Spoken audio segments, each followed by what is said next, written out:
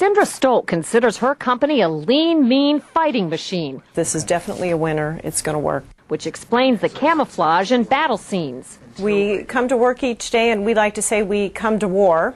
8 of them all together run a computer business called Federal Edge. It was a top candidate for a big Air Force contract last May, a contract earmarked for small business. Small business is actually a little bit too big of a name for us. I tend to call us micro business.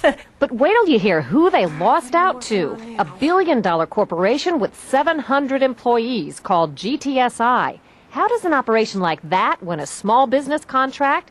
That's under investigation, but critics blame the Small Business Administration, the very agency that's supposed to watch out for companies like Federal Edge.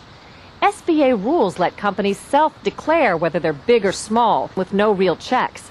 And companies stay classified as small for years. A company that was awarded a contract as a small business would continue to be reflected as a small business for the life of the contract. Which could be 20 years. It could go up to 20 years, yes.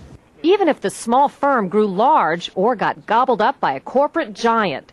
The Small Business Administration recently admitted that billions meant for small businesses have gone to much bigger companies, names from a who's who of corporate America, like aerospace giant Raytheon and tech titans Hewlett-Packard and Oracle. 44 large firms were incorrectly listed as small. Reacting to all the criticism, the Small Business Administration has just put in place a host of reforms. They're also investigating whether GTSI has a pattern of misrepresenting itself. GTSI wouldn't agree to an interview, but officials there say they always follow appropriate federal rules.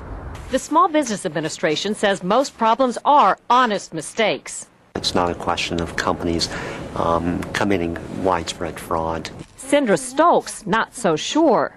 I decided I'm not going to stand for it anymore. She filed a challenge and won back that big Air Force contract. Going to war against the big boys in business isn't easy. That's a done deal. But sometimes the fight pays off. Cheryl Atkinson, CBS News, Washington.